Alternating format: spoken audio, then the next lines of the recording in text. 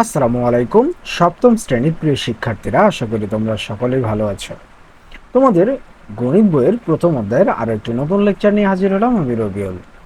শিক্ষার্থীরা, আশা করি লেকচারটি দেখার আগে চ্যানেলটি সাবস্ক্রাইব করবা, কারণ সপ্তম শ্রেণীর সকল বিষয়ের উপর আলাদা লেকচার এই চ্যানেলে আপলোড করা হয়। এই লেকচারে তোমাদের গণিত বইয়ের 19 নম্বর পৃষ্ঠা নিয়ে আলোচনা করা হবে। তো চলো লেকচার শুরু করা যাক। তো দেখো, 19 নম্বর পৃষ্ঠাটাই কি আছে বলো তো। 19 নম্বর পৃষ্ঠায় আছে, এবার এর সাহায্যে আগের ন্যায় ছক 1.28 পূরণ করি। তাহলে এই ছকটা হলো 1.28 নাম্বার ছক। বলছে গৃহীত সংখ্যাটি হবে, রোল জোড় হলে 6 এবং বিজোড় হলে 5। প্রয়োজনে এই গৃহীত সংখ্যাটি এই যে এখানে হবে, এই গৃহীত সংখ্যাটি হবে এখানে। জোড় রোল হলে এখানে 5 হবে, বা বিজোড় রোল হলে এখানে 6 হবে। তাহলে প্রয়োজনে নিজের খাতায় ছকটি একটু পূরণ করা। তো চলো আমরা এবার ছক পূরণ করা শুরু করে ফেলি। তো দেখো, আমরা ধরে নিলাম আমাদের গৃহীত সংখ্যা, আমরা একটু ধরে নিলাম আমাদের গৃহীত সংখ্যা এখানে আমরা 6 ধরে নিলাম, আমরা 6 ধরলাম গৃহীত সংখ্যা। তাহলে এই সবগুলো জায়গায় আমরা 6 বসাবো প্রথম করে, ঠিক আছে? তাহলে আমরা এখানে 6 বসাবো, এই সবগুলোতে আমরা 6 বসাই দিব, ঠিক আছে? 6 সবগুলোতে 6। ওকে, আমাদের গৃহীত সংখ্যা আমরা নিয়ে ফেললাম 6। তাহলে আমরা শুরু করে দিই। এবার এই যে দেখো, ভাগ করার ধাপ। তাহলে ভাগ করার ধাপ কি হবে বলতো? এই দুইটা 6-এর মধ্যে একটা 6 নিব, এরপরে 2 ভাগের জন্য বিয়োগ এবং 3, এটা হলো ভাগ করার ধাপ, ঠিক আছে? 3।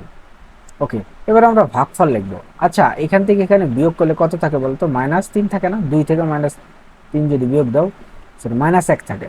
তাহলে আমরা লিখবো 6⁻1। ওকে, তাহলে এটা হলো গেল আমাদের ভাগফল। এবার আমরা লিখবো ভাগের কাঠামো, সরি ভাগফল কাঠামো। তাহলে ভাগফল কাঠামোতে আমরা কি লিখতে পারি? উপরে কয়টা 6? 2টা 6, নিচে ভাগ দিয়ে 3টা 6 লিখবো। তাহলে 6 গুণ 6 আর নিচে 3টা 6, 6 গুণ 6 গুণ 6। ওকে, তাহলে এই 6 এই 6 কাটা, এই 6 এই 6 কাটা, তাহলে উপরে থাকে 1, নিচে থাকে 6। তাহলে এটাকে আমরা লিখতে পারি 1/6। তাহলে 1/6কে আমরা এই যে দেখো ভাগফল 1/6, এই যে ভাগফলের সূচকীয় এবং লব হর কাঠামো ভালো করে বুঝবা, লব এবং হর কাঠামো নিয়ে আসতে হবে। তাহলে আমরা এটাকে উত্তরে লিখতে পারি 1/6। তার মানে কি, যেটাকে বলা হয় লব, এটাকে বলা হয় হর। ক্লিয়ার? এবার 2 নম্বরে একই নিয়ম।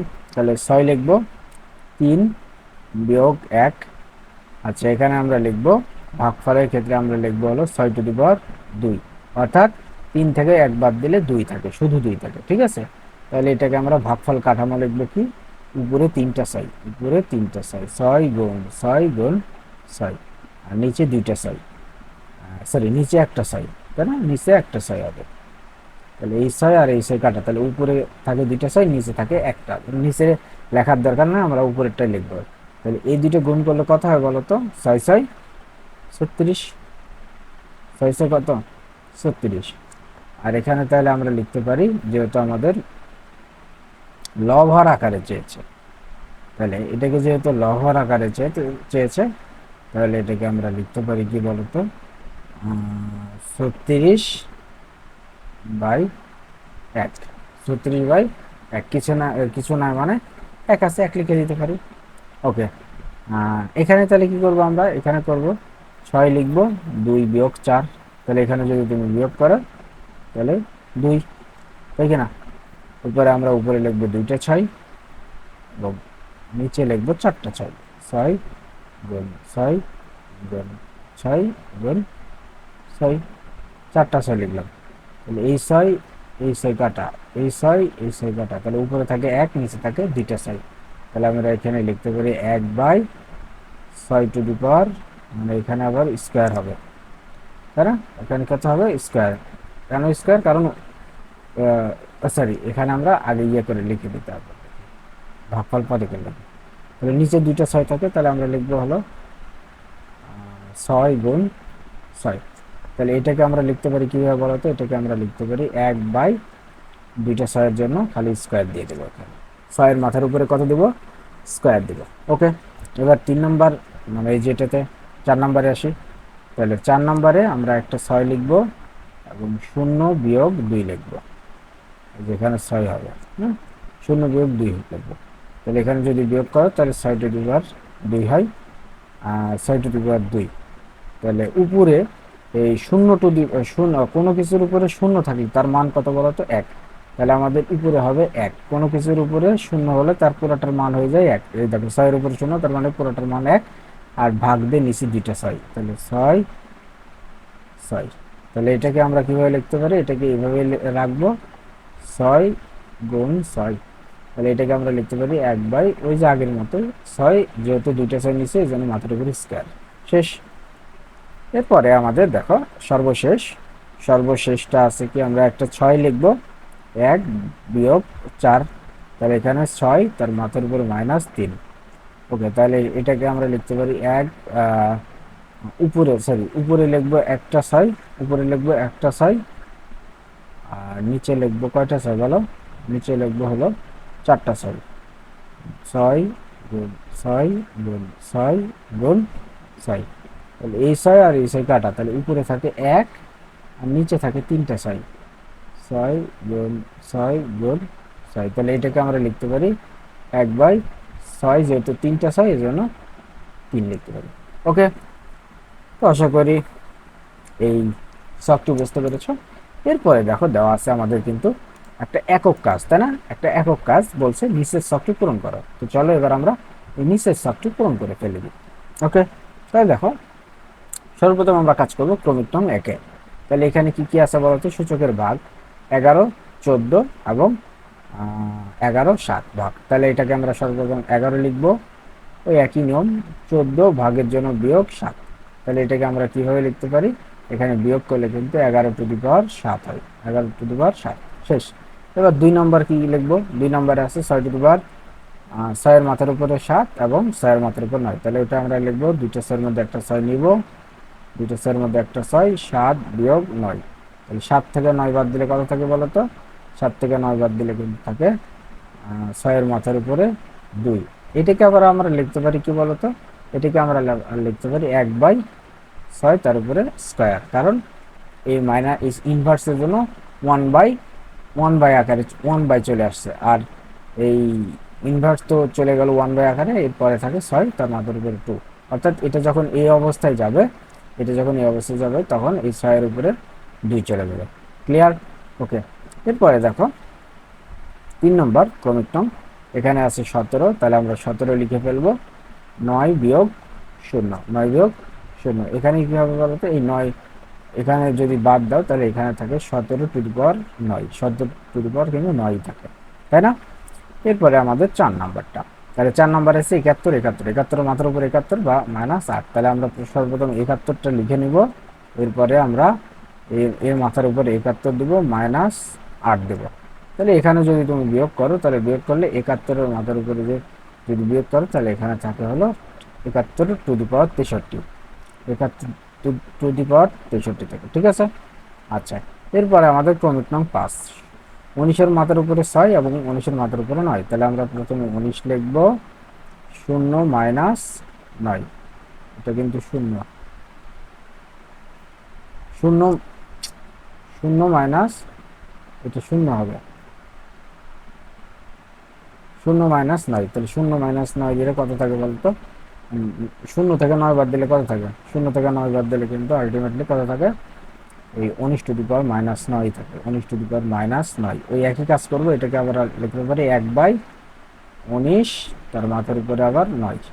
ওকে, আচ্ছা, এখানে এটা করবো এখন সর্বশেষ, অর্থাৎ 6 নাম্বারটা। তাহলে আমরা একটা 14 লিখবো, 3 বিয়োগ 3 ভাগের জন্য। তাহলে এখানে থাকে 14^0। কোনো কিছুর মাথার উপরে 0 থাকা মানে কিন্তু এটার মান হলো 1। ওকে, তো আশা করি এই সবটি বুঝতে পেরেছো। এরপরে আমরা পড়ব 2 নাম্বার। 2 নম্বরে বলছে দেখো যে সূচকের ভাগের ধারণা ব্যবহার করে খাতায় ছক 1.17 এবং ছক 1.26 এর অনুরূপ ছক অঙ্কন করা এবং সেটি সম্পন্ন করে। এটা তোমাদের কাজ, তোমরা করে ফেলবা। এবার আমরা দেখো এই যে 3 নম্বরে চলে যাব। ঠিক আছে, 3 নম্বরটা পড়বো, ভালো করে আমরা পড়বো 3 নম্বরটা। আকাশ দুটি সূচকীয় আকারের সংখ্যা ভাগ করতে গিয়ে আর ভাগ করতে পারছে না। সেই সংখ্যা দুটি হলো 18⁻³ এবং 6⁻²। সেই সংখ্যা দুটিকে ছকের মতো করে 2 বার ভাগ করে ভাগফল নির্ণয় করলো। দেখো তো সেটা ঠিক লিখছে কিনা। কোনটা বলো তো? এই যে এটা, এই যে এটা। এখানে দেখো তো 18 আছে, এখানে আছে কত বলো তো? 18। আবার এখানে আছে 18, এখানে আছে 6।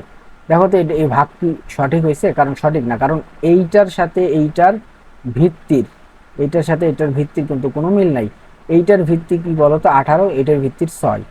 এটার ভিত্তি 18, এটার ভিত্তি কিন্তু 6। এই জন্য কিন্তু এই যে দুইটার ভিত্তি একই না, তারপরে কিন্তু দেখো এখানে কিন্তু দুইটার ভিত্তি একই নিছে, যেটা আমরা পূর্বে কিন্তু করে আসছি। দেখো যখনই দুইটার ভিত্তি একই হয়েছে তখনই কিন্তু আমরা ভাগ করতে পারছি, বা এই নিয়মে আমরা কিন্তু দুইটার মধ্যে একটা নিতে পারছি এবং উপরের দুইটাকে কি করছি? বিয়োগ করছি। কিন্তু এখানে দেখো দুইটার ভিত্তি, এখানে দেখো দুইটার ভিত্তি কিন্তু আলাদা, একটার 18, একটার 6, তারপরে কিন্তু এখানে নিচ্ছে, সুতরাং এটা কিন্তু ভুল। আবার এটা কি করছে দেখো, এখানেও কিন্তু 6, এখানে কিন্তু আবার 18, তোমরা এখানেও কিন্তু ভিত্তি কিন্তু একই নাই, সুতরাং এটাও কিন্তু আমার ভুল। অর্থাৎ ভিত্তি যেহেতু একই নাই, এখানে কিন্তু 6 নিচে, চোখ বন্ধ করে বলে দিবা এটা কিন্তু ভুল। তাহলে এখন সঠিক কোনটা? তাহলে সঠিক কোনটা? এখানে বলছে দেখো যে যদি আকাশের করা দুটি ভাগ প্রক্রিয়ার কোনোটি ঠিক হয় তবে সেই নিয়মে তুমি 6⁴ এবং 4⁴2 এর ভাগফল নির্ণয় করো। যদি আকাশের করা ভাগ প্রক্রিয়া ভুল হয় তবে তুমি আকাশের ভুলটি চিহ্নিত করে সঠিক ভাগফল নির্ণয় করো এবং পরবর্তীতে সঠিকভাবে 6⁴ এবং 4⁴2 এর গুণফল নির্ণয় করো। তো চলো, অবশ্যই আমরা এটা ভুল করছে, আকাশ এটা কি করছে বলতো? ভুল করছে। তো আমরা সঠিকটা করে ফেলি। সঠিকটা আমরা কি করব? ধরো ধরো এখানে আমরা লিখলাম যে এখানে এখানে শুরু করি। এখানে আমরা লিখলাম, ধরো এখানে আমরা লিখলাম যে 18⁻³ ভাগ কত? 6⁻²। তাহলে এই 18⁻³ আমরা লিখতে পারি কি? 3টা 18 লিখতে পারি না পাশাপাশি? 18 গুণ 18 গুণ 18। আর এখানে নিচে লিখতে পারি 6 গুণ 6। তাহলে এবার যদি তুমি কাটাকাটি করো, 6 দিয়ে যদি কাটো, 6 কে 6, 3 6 18। আবার 3 কে 3, 3 দুগুণা 6। আবার 2 কে 2, 9 দুগুণ কত বলো? 18। 2 কে 2, 9 দুগুণ কত বলো? 18। তাহলে এখানে অবশিষ্ট থাকে এই 18 এবং 9। অবশিষ্ট থাকে কে? 18 এবং 9। এই 18 এবং 9, হ্যাঁ, 18 এবং 9 যদি কি করো? গুণ করো, তাহলে এটার উত্তর আসে 162। ওকে, এরপরে 2 নম্বরটা কি করবো? 6⁻² এবং 18⁻3, এখানেও একই কাজ। তাহলে এখানে কি করব? আমরা উপরে 2টা 6 লিখবো আর নিচে 3টা 18 লিখবো। একই 3টা 18 লিখলাম, এই সরি 18। এই 6 দিয়ে এই 18কে কাটো, 3 6 18। আবার এই 3 দিয়ে এই 6কে কাটো, 3 দুগুণ 6। আবার এই 2 দিয়ে এই 18কে কাটো, 9 দুগুণ 18। তাহলে এখানে অবশিষ্ট থাকতেছে এই 9 এবং 18। তাহলে উপরে কিছু না, মানে 1 আছে, আর নিচে আছে 9 গুণ 18। তাহলে 9 গুণ 18 উপরে হবে 1 আর নিচে হবে 9 গুণ 18, গুণ করলে 162 অ্যান্সার। এটা অ্যান্সার একটা, এটা কিন্তু অ্যান্সার। ওকে, এবার বলছে আমরা সঠিক ভাগফলটা নির্ণয় করলাম এবং বলছে পরবর্তীতে সঠিকভাবে 6⁴ এবং 6⁴ এবং 4⁴2 এর গুণফল নির্ণয় করো। তাহলে এটা আমরা নির্ণয় করে ফেলি। যেখানে নির্ণয় করবো আমরা 6 উপরে 4, মানে 4টা 6 পাশাপাশি গুণ, 6 গুণ 6 গুণ 6 গুণ 6, এবং 4 উপরে 2, মানে 2টা 4, 2টা 4, 2টা 4 পাশাপাশি গুণ। ঠিক আছে,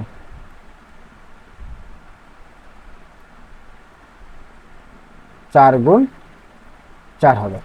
তাহলে এখন যদি আমরা এই 6 গুণ 6 গুণ 6 গুণ 6 গুণ 4 দিই, তাহলে এখানে হয়ে যায়, এটার ফলাফল দাঁড়ায় কি বলতো? এটার ফলাফল দাঁড়ায় 20,000 736, 20,736 ক্লিয়ার? 6 গুণ 6 গুণ 6 গুণ 4 গুণ 4 দিলে 20,736 হয়। এটা কিন্তু অ্যান্সার। বুঝতে পেরেছ? তো আজকের লেকচার এই পর্যন্তই। আশা করি এই লেকচারটি তোমাদের অনেক হেল্প করবে। প্রিয় শিক্ষার্থীরা, আমার আরও 2টি ইউটিউব চ্যানেল রয়েছে, তোমরা চাইলে সেই 2টি চ্যানেলেও সাবস্ক্রাইব করে রাখতে পারো। চ্যানেল 2টির লিঙ্ক এই লেকচারের ডেসক্রিপশন বক্সে দেওয়া আছে, যার একটিতে ফুড বিষয়ের উপর কন্টেন্ট নির্মিত হয়, অন্যটিতে ব্লগিং ও ট্রাভেলিং বিষয়ের উপর কন্টেন্ট নির্মিত হয়। ধন্যবাদ প্রিয় শিক্ষার্থীরা, কথা হবে অন্য একটি লেকচার নিয়ে।